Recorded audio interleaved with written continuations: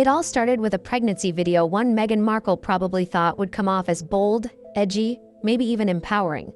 But what she got instead? A social media inferno that not even Netflix could extinguish? In the known-famous clip, Meghan is seen lip-syncing to a trending rap song, swaying dramatically as she cradles her baby bump, throwing exaggerated hand gestures and smirking at the camera like she's auditioning for a TikTok challenge. The internet wasn't impressed, not even close. Before we dive into how this one clip ignited Hollywood's coldest freeze-out in years, don't forget to hit that subscribe button. This is where the real stories unfold, the ones hidden behind publicists, PR teams, and perfectly edited headlines. Now back to the chaos. Meghan posted the video with a caption promoting her Netflix docuseries with love, Meghan, and that's where the real damage began. Because by linking the video to Netflix, she didn't just invite criticism, she dragged a billion-dollar brand into her personal firestorm.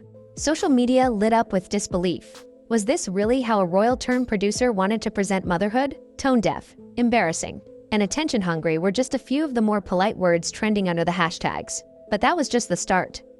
Fast forward to the test screening for Season 2 of With Love, Meghan. Netflix invited a small live audience for feedback, followed by a Q&A session with the star herself. The goal? Humanize Meghan, win hearts, drum up buzz before the season launch. Instead, it blew up in their faces. During the Q&A, one audience member stood up calmly, respectfully and questioned the pregnancy video. They called it unrelatable, unprofessional, even insulting to parents facing real-life challenges. What happened next stunned the room. Meghan snapped. She didn't deflect or laugh it off.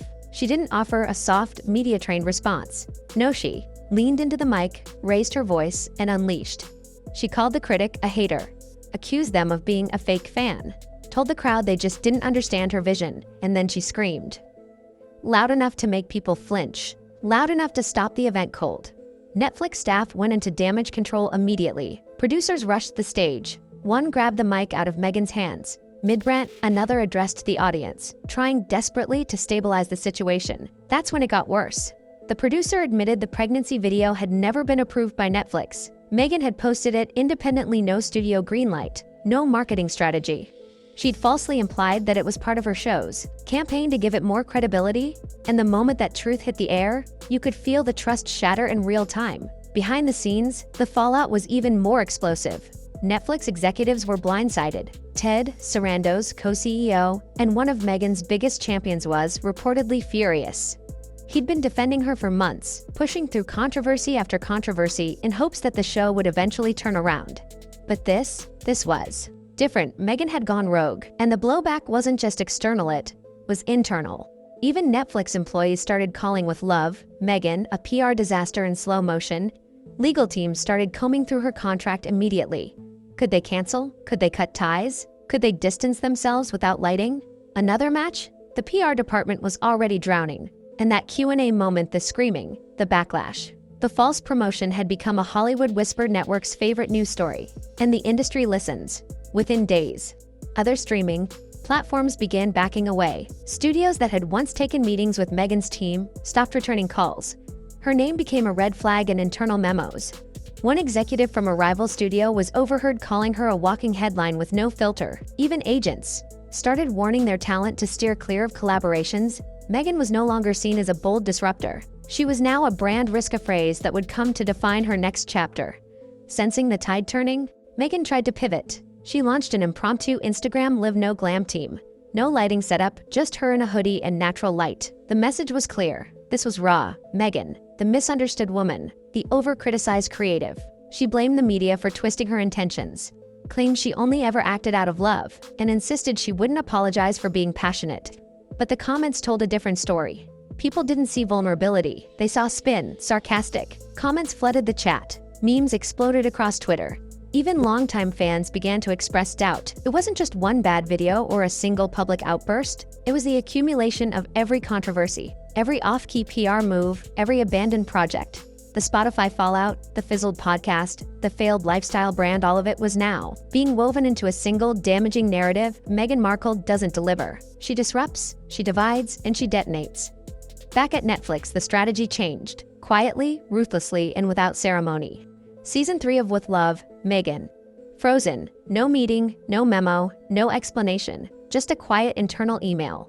Development on future seasons is on indefinite hold, promotional events canceled, all upcoming Q&As pulled. Meghan would still appear in trailers and posters, but behind closed doors, her involvement was being phased out. That's when her team went into overdrive. They pitched new shows, a docuseries about media narratives, a reboot of her existing series with a softer tone, a book deal, a fashion line, even a children's brand. Every idea was met with polite nods and vague promises to circle back. But nobody ever did, and Meghan knew this wasn't like the rejections she faced during her early acting career. This was bigger, more systemic. She wasn't being ignored because she lacked talent. She was being frozen out because she'd become radioactive, and in Hollywood, no one wants to catch the fallout. Her team didn't stop trying. They kept pushing ideas, trying to frame her as a comeback story, a redemption arc, a misunderstood mother battling against the cruelty of celebrity culture. But the silence from studios was deafening. Executives weren't just uninterested, they were actively avoiding her. One casting director admitted off the record that Meghan's name had been quietly blacklisted in internal discussions, not because of her talent, but because she couldn't be trusted not to bring drama into the room, even her supporters inside. Netflix were running out of reasons to defend her.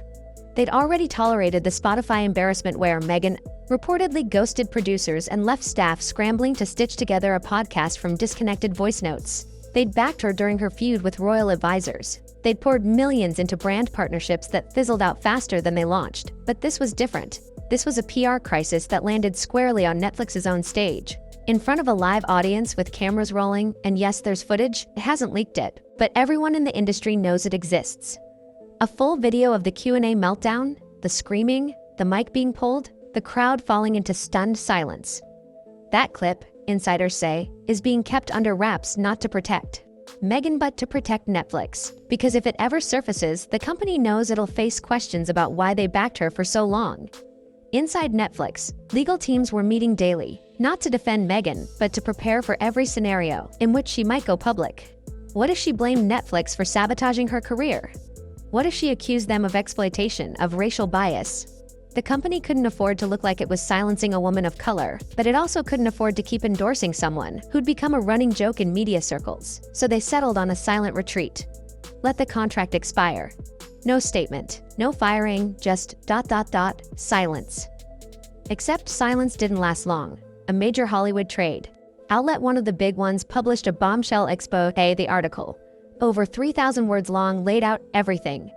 Anonymous sources from Netflix, quotes from staffers, first-hand accounts from the Q&A audience. They described the outburst in brutal detail. The tension in the room, the look on Netflix staffers' faces, the moment when, as one exec put it, we had to take the mic out of her hand before she dug the hole any deeper.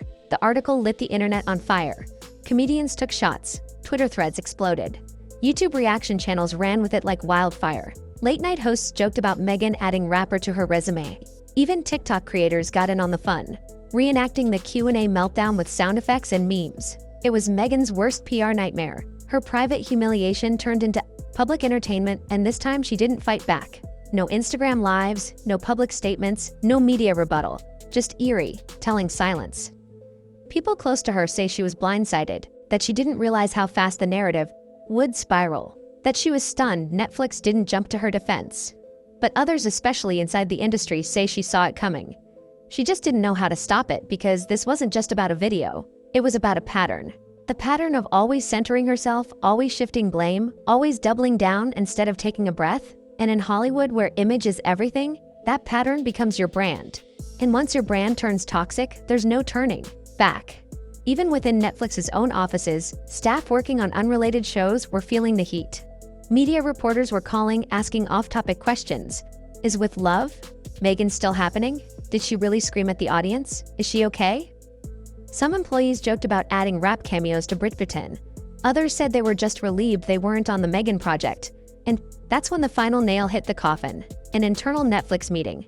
No big announcement, no press release. Just a quiet discussion where one of the heads of development said, 6 words that changed everything. She's not part of the future. It was over. Officially, unofficially, done. Still, Meghan wouldn't give up the narrative. Her team floated a new idea, a rebrand around healing and authenticity. They pitched a wellness retreat, docuseries, a speaking tour about media bullying, even a baby product line, but no one bit. Not because the ideas were bad, but because the messenger had lost credibility. You can only burn bridges for so long before you realize you're the one stranded on the island. One executive at a rival platform summed it up perfectly.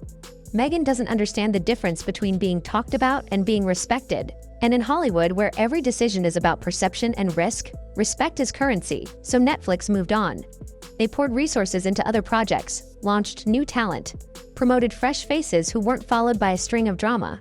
Meghan's name, once tossed around in big-budget meetings, became a cautionary tale. An example of what happens when controversy outpaces content. When branding overtakes storytelling. When ego overtakes execution, and behind the scenes, studios started quietly adopting a new phrase, the Meghan risk factor. It became shorthand for any celebrity who might be too unpredictable, too volatile, too self-involved to trust with a major platform, and it stuck.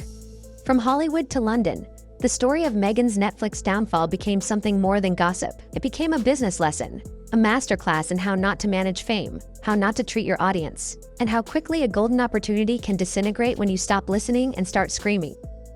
And perhaps the most ironic twist of all, Meghan Markle didn't need to do any of this. She already had the spotlight, she had the platform, she had the curiosity of the world. A global audience was ready to hear her side of the story, to root for her evolution, to watch her craft something new outside the royal shadow, but she couldn't let the work speak for itself.